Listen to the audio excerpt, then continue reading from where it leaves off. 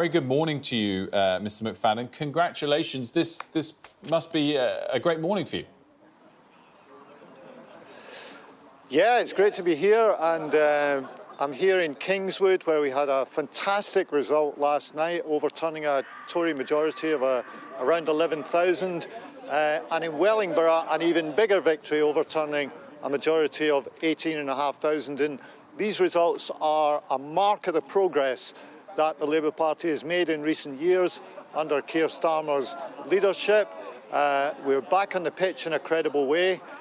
So they're fantastic results, but of course we also know the real test is to come later this year in the general election. In terms of the latest news that we've had and the factors that might have been at play in these by-elections, we got the news yesterday that the UK's fallen into recession. To what extent was that unavoidable due to global factors versus specific government action? And what would Labour have done differently to avoid recession? Well, the figures yesterday confirmed that the country is officially in recession, and your viewers will remember that one of Rishi Sunak's 5 promises as Prime Minister was to grow the economy. He's failed on that. The economy is shrinking, not growing. That's what yesterday's statistics confirmed. Here in Kingswood, I don't think people needed the statisticians to tell them that. People can see it in terms of the cost of living, they can see it in terms of public services, and they can see it in terms of the difficulty of paying the bills. So it's really important to get the economy moving. Now, you ask what Labour would do. First of all, financial stability. No repeat of that disastrous Tory mini-budget that crashed the economy and put everybody's mortgages up. Secondly, change the planning laws to get the economy moving again, make it easier for people to invest in the UK and get Britain building again. Thirdly, make a success of the green transition. We're going to set up GB Energy, have a national investment fund to really drive forward this green transition that will give us more energy security and in the long term reduce people's bills. These are the kind of things that we need to do to get the economy moving again, because without getting economic growth, it is really difficult for people's living standards to increase. We know the Tories have failed on that. We want the chance to show that we can do that, but that can only come when the Prime Minister stops sitting in number 10 waiting for something to turn up and actually calls the general election that will give people the choice over the country's future. Well, before the general election, there's another by-election coming up, of course, in Rochdale. I'm interested, Mr. McFadden, the extent to which you are personally embarrassed that you came out to back Azhar Ali on Sunday as Labour's candidate with Trevor Phillips.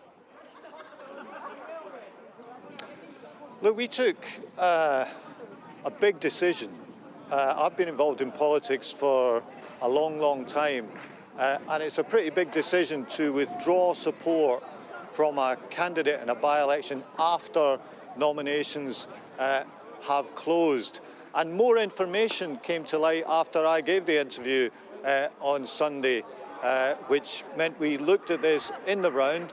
We saw more comments of an unacceptable nature that, led to the decision to withdraw support from Mr. Ali. And, people say, well, could you have done it quicker? I think doing that, such a big decision, within round about a 48-hour period, is strong and decisive, and it bears comparison with the months it took for any action on the Conservative side over things like Peter Bone or Owen Patterson or Priti Patel, where they didn't decide to take action at all after she broke the ministerial code. It's much quicker and stronger than those examples.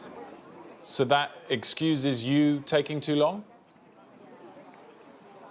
I don't think we took too long. As I say, I think doing it within 48 hours was quick and decisive.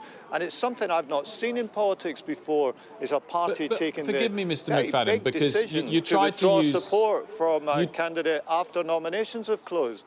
So is that a factor? Is it that you didn't want to then lose a by-election? Because, yes, it's fair, nominations is closed, you can't now have a different candidate.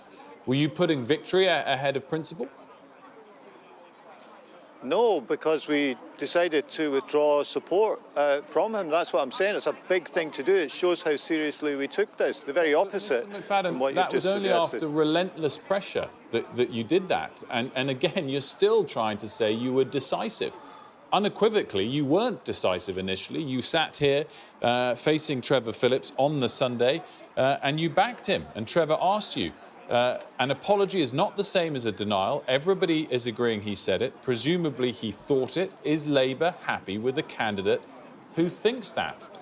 And you backed him again. And I'm asking you now that you're not embarrassed that you backed him in light of everything that happened?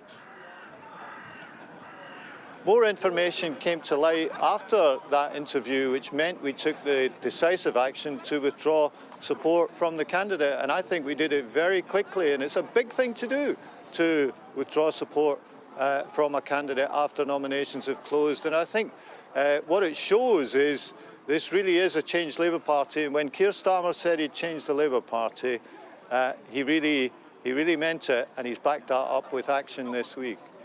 Well, forgive me for going on one final point on this. You tried to compare slow action on behalf of Peter Bone and the Conservatives to offset how quickly you did or didn't take action here. I also think it's fair to compare it to the way you've taken action with others when you didn't have the factor of not being able to change candidate, where you didn't have the factor of potentially losing an upcoming vote. And we could look at the likes of Diane Abbott, Andy MacDonald, Kate Osamore, where your own party's action was suspend first and investigate later. You did not do that here, and I ask you again, why not? Because he made a full and complete apology and retraction. It was only when more comments came out that we didn't know about on Saturday and through Sunday, and the candidate hadn't told us there were more comments, and there were comments of an unacceptable nature, that we took the action that we took. And it was the right thing to do that.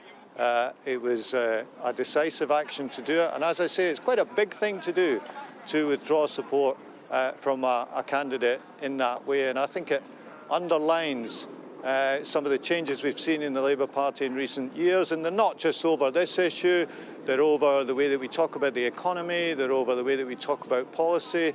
This is a changed Labour Party, and people are seeing that now, and it's reflected in the confidence that voters had in us in the Kingswood by-election and in the Wellingborough by-election yesterday. And my final question, you're not personally embarrassed that you incorrectly fell for the initial apology retraction? You say fell, that's quite a loaded expression. New information came out, we acted on that. I think we did the right thing, and it's a big thing to do, as I say, to withdraw support from a candidate. But it's the right thing to do because this is a changed Labour Party, and we've shown that in the way that we acted this week. OK, very clear. You're not embarrassed. Thank you so much, Mr. McFadden, and congrats on the results this morning.